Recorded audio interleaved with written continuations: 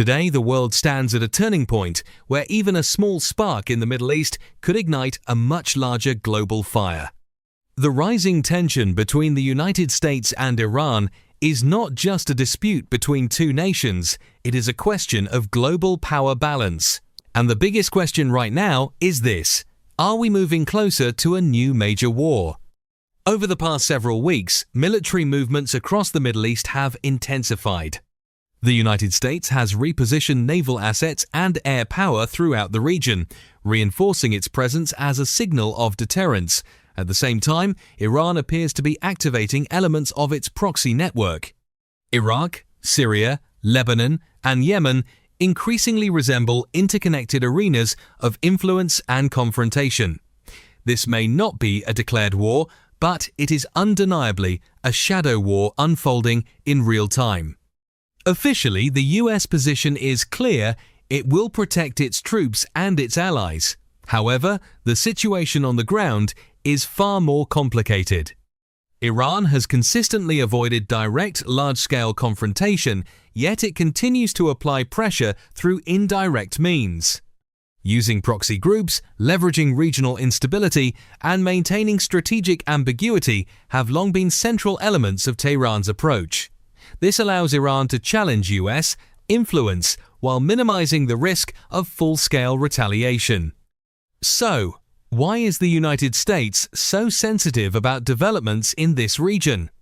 The answer comes down to energy security, strategic positioning, and global influence. The Persian Gulf remains one of the most critical choke points in the global oil supply chain. Any disruption there would not simply be a regional crisis, it would send shockwaves through the global economy. Oil prices would spike, inflation could rise, financial markets would react sharply, and everyday consumers around the world would feel the consequences almost immediately. Israel's role in this equation cannot be ignored either. The rivalry between Israel and Iran stretches back decades and is rooted in ideological, military, and strategic competition. If tensions between Israel and Iran escalate into direct confrontation, U.S. involvement would become highly likely.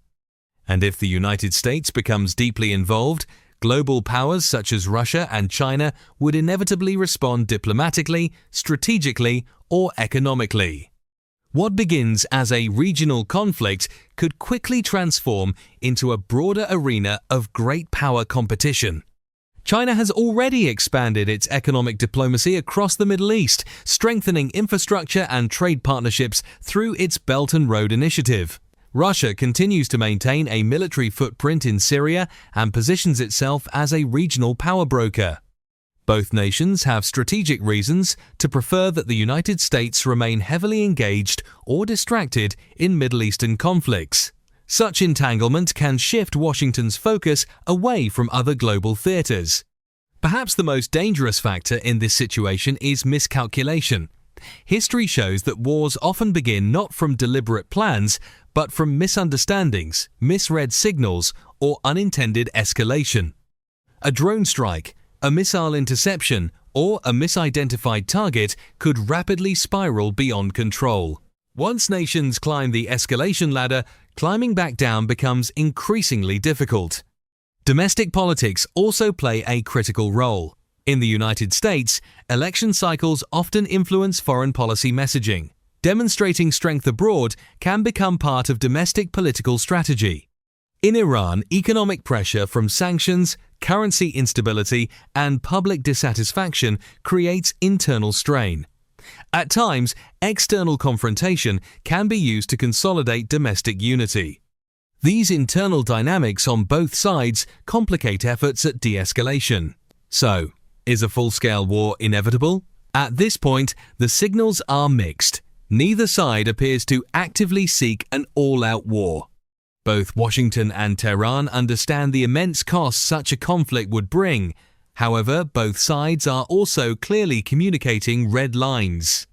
The danger arises when those red lines overlap, when one side's deterrence is perceived as the other side's provocation. That overlap dramatically increases the risk of conflict. Global markets are already operating in a state of heightened sensitivity. Investors dislike uncertainty. If key shipping routes are threatened, insurance costs will rise. If oil infrastructure is targeted, energy prices could surge. If cyber warfare escalates, financial systems could face disruption. In today's interconnected global economy, regional instability rarely stays regional. Despite the tensions, diplomacy is still alive. Back-channel negotiations, regional mediators, and strategic signaling continue behind the scenes. However, diplomacy only succeeds when both sides genuinely prioritize de-escalation. If either side calculates that escalation could yield strategic advantage, the entire balance could shift quickly. It is important to understand that this is not simply about the United States versus Iran. This situation represents a broader test of the global order. In the 21st century, will major powers continue to compete through proxy conflicts and regional power struggles? Or can a multipolar world maintain stability through calibrated deterrence and managed competition? The coming months will be critical. Military deployments, diplomatic language, economic indicators, all of these will provide signals about where this situation is heading. On one side, there is a strategic game of deterrence. On the other, the ever-present risk of accidental escalation.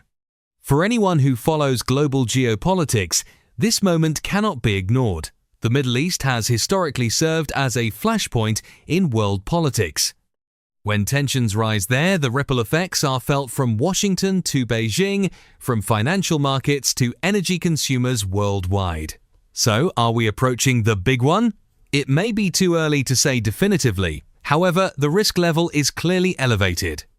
And when global powers begin moving their pieces aggressively on the same strategic chessboard, outcomes become increasingly unpredictable. The key question remains, is this simply strategic posturing, a show of strength designed to reinforce deterrence, or is the world quietly edging toward a larger and more dangerous confrontation? As global dynamics continue to shift, staying informed and thinking critically about these developments becomes more important than ever. The world is changing, and understanding how and why it is changing may be the most important challenge of our time.